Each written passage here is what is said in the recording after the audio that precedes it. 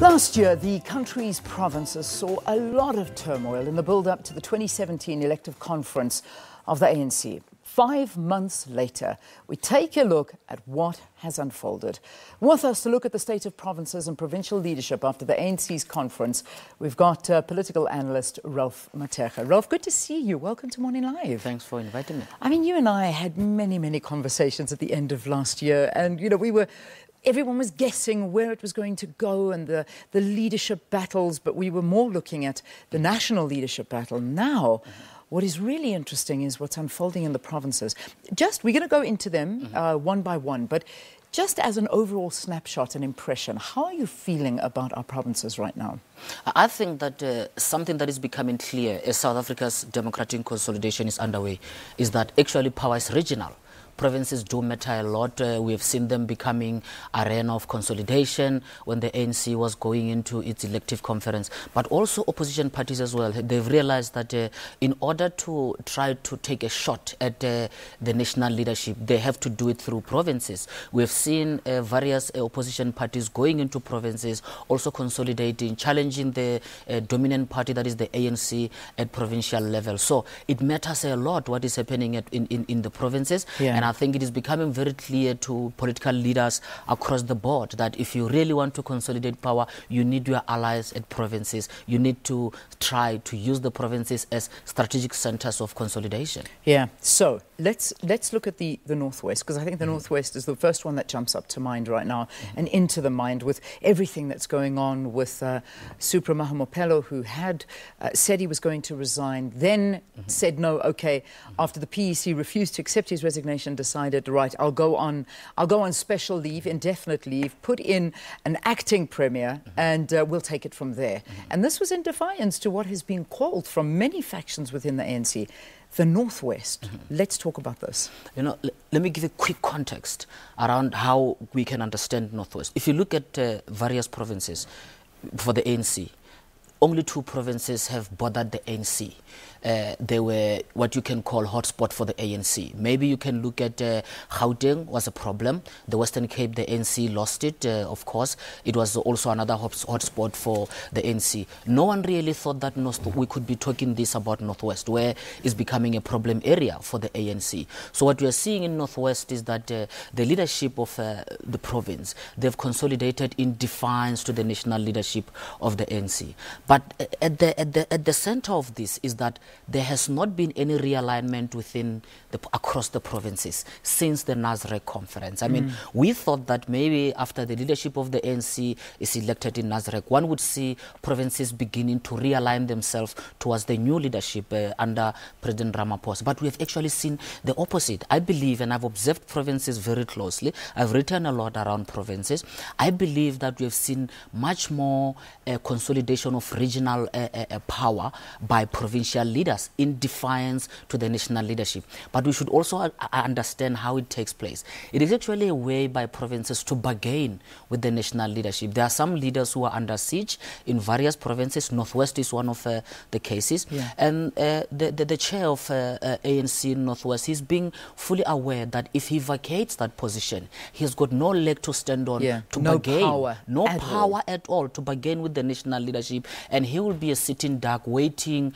for maybe law authorities to undertake some of these investigations that we have heard about that are going to be undertaken, some of which are already underway. So provinces, Northwest matters a lot for that regional power consolidation as a way to bargain with the national leadership of the ANC. Dissolution of the PEC, because I mean that's really the top of the agenda and the big talk right now. Can we see that happening?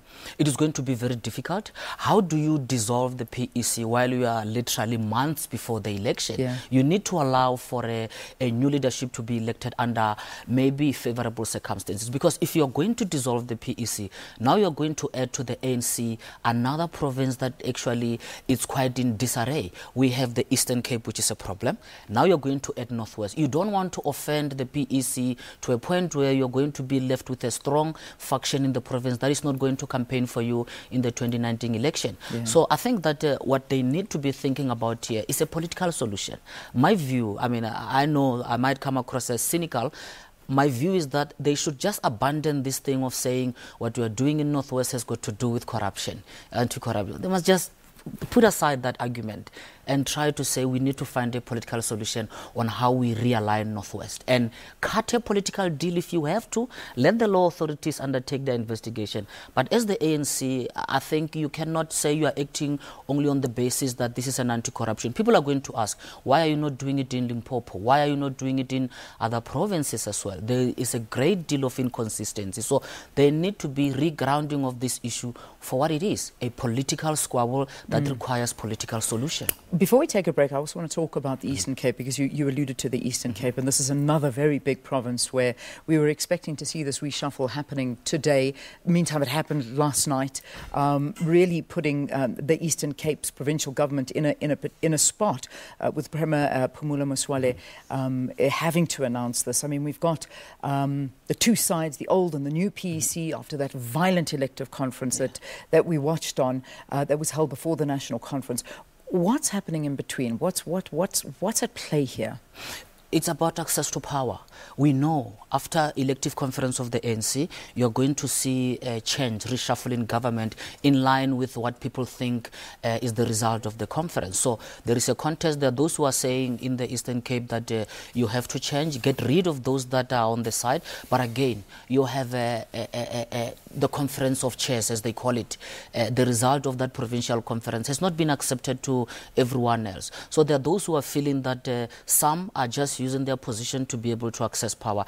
It again consolidates factions within the ANC. Where is the national leadership of the ANC amidst all this? I mean, my view here is that the provinces of the ANC are becoming more and more daring to the national leadership of the party, to a point where the national leadership is now being seen leading from behind. Yeah. They cannot rein in on this. And the provincial power barons understand as well that as long as if you can have your hold on patronage networks, if you can have your hold on distribution of resources, tender and procurement, by fielding your comrades in government, you then stand a good position to actually bargain with the national leadership and make sure that your voice is heard at that level. I mean, 4 MECs got the boot last night. It's not a surprise. Even in Northwest, it's the same thing. Yeah. If Supra goes, it means part of his cabinet, the entire cabinet is going to go.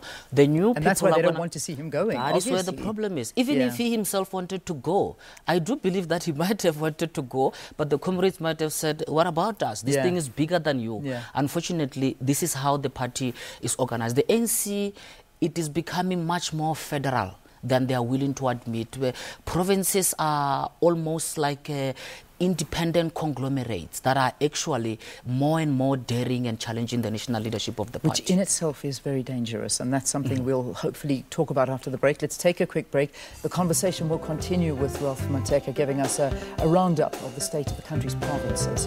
Do stay tuned.